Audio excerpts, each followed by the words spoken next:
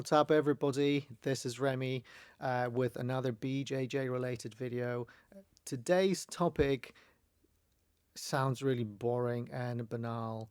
However, there have been quite heated debates, discussions online about the topic, and today I'd like to talk about warm-ups. But warm-ups in a very specific context, in the context of Brazilian Jiu-Jitsu.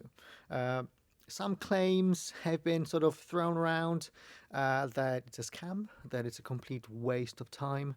So what I'd like to do today is, as always, give you a sort of clear, brief definition of warm-up, answer a question: if it's necessary, do we need a warm-up before Brazilian Jiu-Jitsu training? And then we're going to go through several different approaches different clubs have towards warm-ups.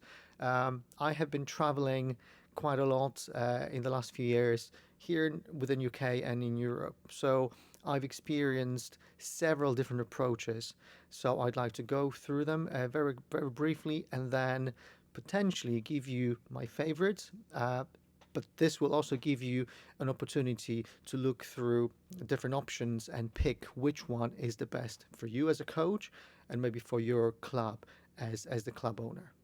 So if you're ready, let's start with the definition. So a warm-up is basically a slightly gentler exercise, body movement that will ease you into the harder part of the training. The part of the training where you need slightly more exertion. And the general consensus amongst sports scientists and generally BJJ practitioners and all sort of athletes is that it's absolutely necessary to have a warm-up before physical activity. So there's no question about it. It's not a matter of opinion. I believe it's a scientific fact. If anyone asks you to jump straight into cold outside, into warm club on the mats and start throwing each other and go for very hard sparring, doing inversions, just tell them to bugger off. This is really silly. People genuinely hurt themselves if they're not warmed up before slightly harder physical activity. Okay, so we know what warm-up is, and we definitely agree that we need warm-ups before any physical activity. Cool. So let's go through several approaches. So I'll start with the one that potentially is best maybe for beginners, for guys at the very beginning of the journey, literally first few weeks, few months of their training. And this is basically you spend 10 minutes doing some basic exercises. So you might be jogging around the mat, you might be doing some sit-up, push-ups, squats. Even though it sounds silly, I don't mind that. When I started, I didn't mind doing this sort of really simple exercises. I never considered them as a waste of time. As you get slightly more comfortable with certain movements, adding a twist to these exercises makes perfect sense. So that exercises, even though they're still simplistic, they mimic, they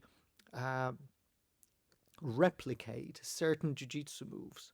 So you might do bridges, shrimps, you might do shooting for triangles, you might do knee to elbow to knee, all sorts of things that replicate something you would do in a real life scenario. And because you're quite new, this is still exploring certain moves, and I never minded it. I know that some guys are of a opinion that when you pay £100 a month for a jiu-jitsu membership and then you're asked to do squats and push-ups, sit-ups, run around the mat, shrimps up and down the mat for the first 10 minutes, it is a waste of time. Yes, when you're advanced and understand the movement. In the very beginning, I never minded it. Approach number 2 would be drills. For this, you need to be slightly more advanced. I wouldn't be able to do a warm-up with a bunch of newbies and tell them do arm drag, body lock from the back, and then do a takedown. That would be quite difficult. They need certain knowledge to execute it in a safer manner. Okay, so this would be for slightly more advanced guys, and I use this type of warm up all the time. I quite like to change the levels, so let's do one technique standing up, one technique on your knees. You can start from turtle, you can start on the back, mount, closed guard, mimicking certain movements, and definitely going through the motion, uh, starting 10%, 20%, and ramping it up to sort of 50%, but still slowly uh, heating up our bodies. Okay, so that's approach number uh, two.